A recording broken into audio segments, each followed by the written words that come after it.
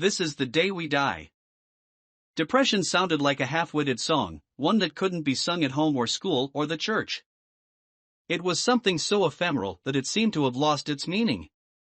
It was unlikely that one of the children would somehow become infected with the virus. Life with the bishop was simple: mornings with prayers and a plate of fried bananas, afternoons with Jesus and rosaries and seashells, evenings with stories and hymns. There was no way a child living with Bishop would end up being contaminated with the virus of depression. The children had only heard about the word once whilst listening to a discussion they never should have. The bishop, of course, chastised them by letting them sit in the sun for hours. Afterward, one of the women who wore white and accompanied the bishop to church on Thursdays came and sat the children on the steps that led to the creek, wanting to explain what the word meant. She said, "One shouldn't eavesdrop on adult conversations again. The Lord hates it." 2 children sat by her side, one on her right and the other on her left. 2 others sat on the lower steps, straining their heads backward to catch her words. She was not being loud. It was as though she was talking in low voice for a purpose. They were 4 children who did not know why they could not dance in the rain or dig holes for dead butterflies. Still, they listened to the woman in white. "What is depression then?" one of the children asked. She was 10, would be 11 in a week, yet she had no name. Bishop did not give his children names. He called them by their ages. In a week, she would be called 11, replaced by the number she'd come to love and own. The woman answered, "It is just something that shouldn't be talked about. It's a virus, something that contaminates the soul." "We don't have it, do we?" 13 asked. She still had a couple of months before her name would change, but she was not wise. She only knew what she was told. "No, the woman said. "How would we know if we have it?" 7 asked. "What would Papa do if we had it?" The woman straightened. Dear, none of you could ever have it, understand? Now forget there ever was a word like that." Only one of the children said nothing, the boy with dark hair and golden eyes, scrunching at the sun and the water, imagining there was a life afterward, something that was accurate and real and not have-by-nothingness. He was the older child, 15, calm, quiet, solid, and he knew nothing. He sat on the steps for hours until his name became an anthem. They were calling out to him for dinner and stories. When he climbed back to the house, Bishop asked him to wash his hands twice and recite the Lord's Prayer. The boy missed 3 lines because, as he would later say, he was nervous. He did not eat dinner that night nor breakfast the next morning. It was to be his punishment. 10 stole flatbread and beans and met him by the creek. She told him to eat it quickly lest the bishop caught her. They sometimes forgot he was their father. 15 ate the food and gave her a small hug. "Thank you," he told her. She smiled quickly and ran back to the house. The boy sat by the water until the sun was touching the tip of his fingers only. Bishop asked him to recite it again. This time, the boy made no mistake and he ate his dinner in peace. A relationship so dreadfully insincere had formed between the bishop and the children, but none was willing to tell. They would meet outside the church, standing close to the caramel columns, and laugh about the poise and dexterity of the choristers, twirling in the cold, unattainable bits of blinding knowledge. Then, they would run down the streets with their hands above their heads and color their faces with the spangled air of the streets. The sidewalks were controlled, pedestrians were half running, half walking, going to meet their futures. 10 stopped suddenly to look around. It was some time later before the boy realized his sister had stopped. He led the other 2 back to where 10 now sat, covered in afternoon tears. I'm sorry, she said. The boy smiled at her, his looks resembling pity for both her and himself. She smiled back even though she was still crying and followed him. The 2 girls stayed at the front, walking with ease down to their safe spot. The boy held his favorite sister by her hands, noting how skinny her wrists were. He told her, said she was a little too skinny, and she laughed and she said she wasn't, arguing about something that would outlive the moment. They turned away from the street that led to the church and instead of following the path that led home, they turned away in the opposite direction because, frankly, home was the water as the sun danced naked in it. "Why did you stop?" he asked her suddenly. "I don't know," she said and sniffed. She was not crying, but there was a jagged white line across her cheeks. Tears dried so quickly the boy mistook it as the grace of framed happiness. He nodded. "Did you know that every stranger has a life as simple and complex as yours and mine?" 10 frowned, asked, "How do you know that?" The children of Bishop were not allowed to know things that were not framed by the women in white or by Bishop himself.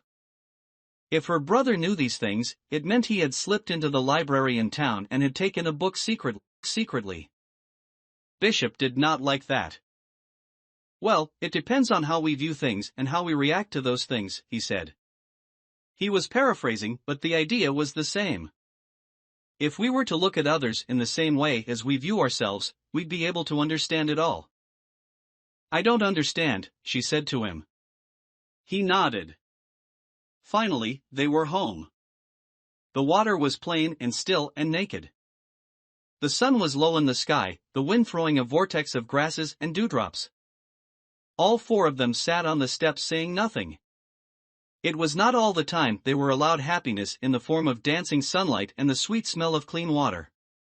"Tell us a story, 15, they said, shuffling their foot. 10 had curly hair, so as she did that, they fell against her eyes. She blew air and laughed because she found quiet humor in the messiness. The other girls had straight hair like their mothers. Only the boy had a faint memory of her as he had told them before. She went to help people in the other side of the world, he had said to him. She had left them, but perhaps it was because of Bishop and his stringent rules that had caused her departure. The boy had a vague memory of her face as she kissed his cheeks. He did not know her that well. The others had simply forgotten about her. She was easy to forget because she did not call or write or say something to them. He remembered her only because he wanted to have something, anything, that was not one-sided. "I don't have a story today," he said, standing up. "But I want us to talk." The girls shook their heads. He asked them, "What do you want when you grow up?" 10 told him to start because she wanted to hear something dreamy, something tainted with the desire to become better. "I imagine I'm all grown up and married," he started. "My wife might be a teacher or a librarian. I'll have 2 daughters. What about me?" 7 asked, smiling shyly. I imagine you working in a coffee shop, smiling at strangers with messy hair," he said. She thought about it for a while and then shook her head. "What is coffee?" And because the boy had only read about it, he said nothing. 13 said, "I think I might become a chorister when I grow." The boy wanted to ask her why but chose not to. It was the sort of future she envisioned, so he let her daydream about wearing white and golden robes and singing songs and hymns. He had never heard her sing, but, of course, she would be exceptional. It was 10's turn. "I think I might become a mother when I grow up." A shimmer of rain began to fall and the children dashed back home. It was evening, or maybe almost. For dinner, there was a bowl of spaghetti and mint sauce. Then, they crept into their rooms.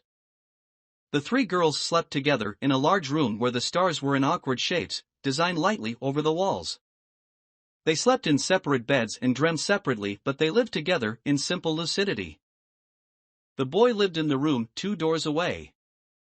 The room was small and had a single window and bars, as though the bishop believed he would someday run away. The bed was neat with 2 pillows. The lamplight reeked of still melancholy, the sort of feeling one might get from being lonely all of a sudden. In the bathroom, there was a single bar of palm olive soap and a mirror broken at the sides like the claws of a witch. 15 fell asleep sometime around midnight, although he swore he heard footsteps go past his door. Bishop came to wake him up. "Get up, boy," he said, "where is 10? 15 struggled on his feet and followed the gray-haired man out of the room. 10's bed was made, the pillow in neat positions. A corner of it was dipped, the sheets squeezed, a timely reminder that she had slept on the bed. One of the women in white took the 2 girls into the painting room where she told them to carve out words. "Tell me where 10 is," she said to them. "We don't know," they said, "she was gone when we woke up." Bishop took the boy out of the house. The sun was out fully, the birds were singing beautifully. It was a graceful day. "Where do you think she might be?"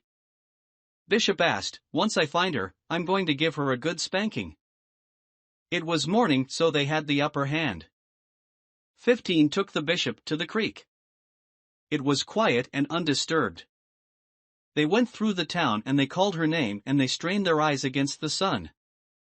They met with scrofulous townsmen and they asked about her. By evening, 15 had grown scared. The bishop went into his room to pray while the girls went to theirs to sleep. The third bed by the window remained empty for the night. The next day, Bishop went into town to talk to the police.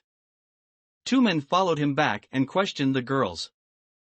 "I was sleeping," 7 said, her lips shaking, her visions becoming blurry and wet. "We talked before we fell asleep," 13 said. 15 gulped and sniffed and said he had heard footsteps go past his door by midnight.